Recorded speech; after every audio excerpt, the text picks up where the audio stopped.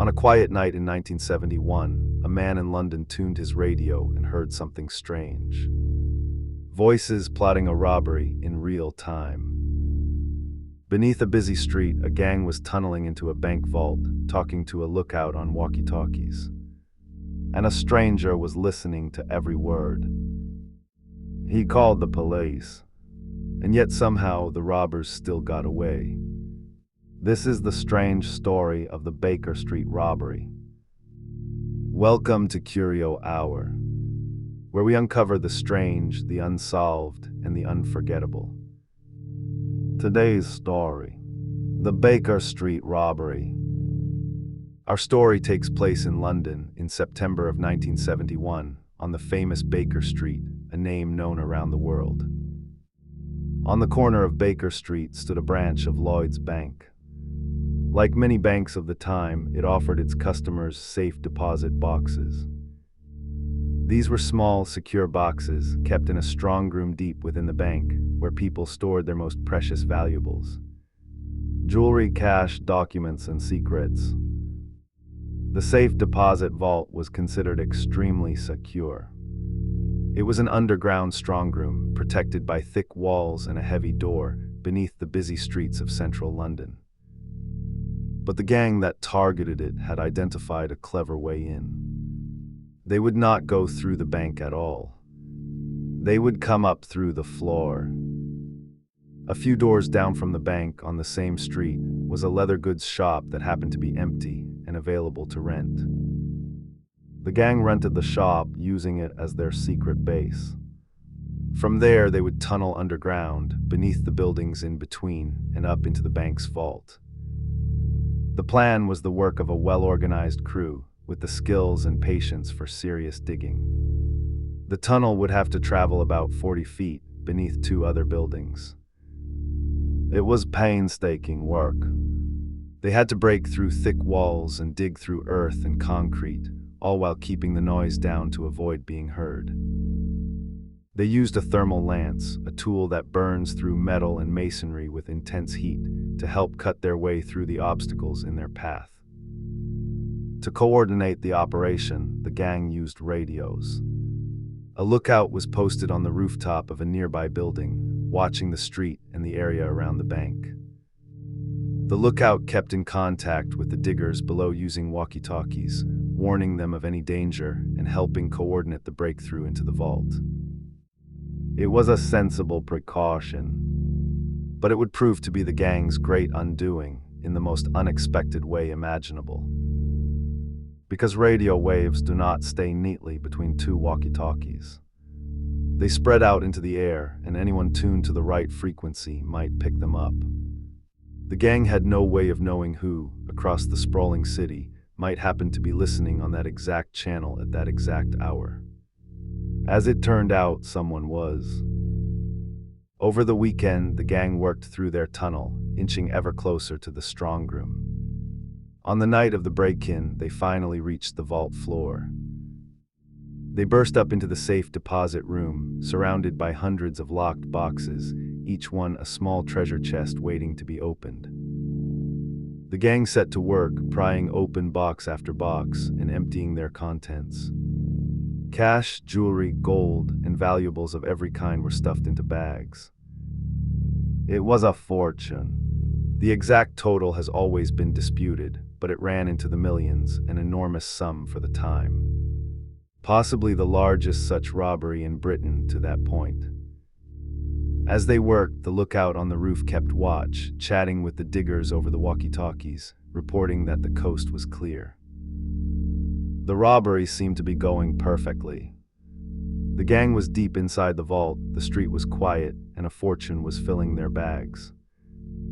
But not far away in his home, an amateur radio enthusiast was about to stumble into the middle of the whole affair. His name was Robert Rowlands, and he was a radio ham, a hobbyist who loved tuning across the airwaves, listening for distant and unusual signals. That night, as he scanned the frequencies, he picked up something that did not sound like ordinary chatter. He heard voices talking about a robbery as it happened. He heard the lookout and the diggers talking.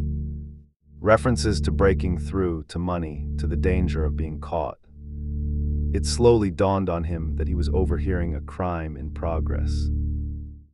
At one point, he reportedly heard the lookout warn the others and discuss how they would carry on the next night if needed. This was no joke. It was real. Rollins did the responsible thing. He contacted the police to report what he was hearing. But here is where the story becomes frustrating and strange. The police took his report seriously, but they had a major problem. They knew a robbery was happening somewhere nearby, but they did not know exactly where. The radio signals told them a bank was being robbed, but not which bank. And in central London, there were a great many banks within range of those walkie-talkies. The police reportedly began checking banks in the area, trying to find the one being broken into. But it was like searching for a needle in a haystack in the dark. Officers even visited the very bank that was being robbed, but from the outside, everything looked secure and normal. The robbery was happening underground, out of sight. The search dragged on through the night. And while the police hunted for the right building, the gang in the vault kept working and then made their escape. By the time the bank was opened and the robbery discovered, the thieves were long gone, having vanished back through their tunnel with their enormous haul. When the safe deposit vault was finally examined, the scene was astonishing. The floor had been breached and hundreds of boxes lay broken open and empty. Despite the radio ham's warning, despite the police search, the gang had pulled it off and escaped clean. It was a deeply embarrassing outcome for the authorities. A massive investigation followed, and eventually, through painstaking police work, several members of the gang were tracked down and arrested. Some of those involved were caught and brought to trial, convicted, and sentenced to prison for their part in the robbery. But much of the loot was never recovered. The vast fortune in cash and valuables taken from the boxes largely disappeared, scattered and hidden away. And here the story takes on a layer of mystery that has fascinated people ever since. Because the robbery was suddenly, strangely, dropped from the news. In the days after the robbery, it had been front-page news. Then abruptly the coverage stopped. The story all but vanished from the papers.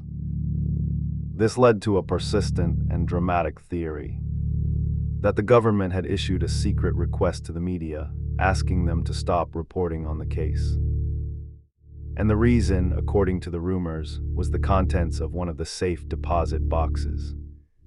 Boxes that may have held deeply sensitive, embarrassing secrets. The most sensational claim was that one box contained compromising photographs of a member of the royal family, and that the authorities wanted the matter buried. Other versions suggested the boxes held secrets belonging to powerful or criminal figures who had their own reasons for wanting the story to disappear. How much of this is true remains hotly debated. Some insist the media simply lost interest once the immediate drama had passed, as often happens with news. But the combination of the sudden silence and the mysterious safe deposit boxes has kept the rumors alive for decades, blurring the line between fact and legend. What we know for certain is remarkable enough. A gang tunneled into a London bank vault, an ordinary man overheard them on the radio, and yet they still escaped with a fortune. Most of the money was never found. Some of the truth, perhaps, was never told. And the contents of those boxes remain one of the great whispered mysteries of British crime. A tunnel of fortune, a voice on the radio, and a silence that followed. The strange and enduring story of the Baker Street robbery.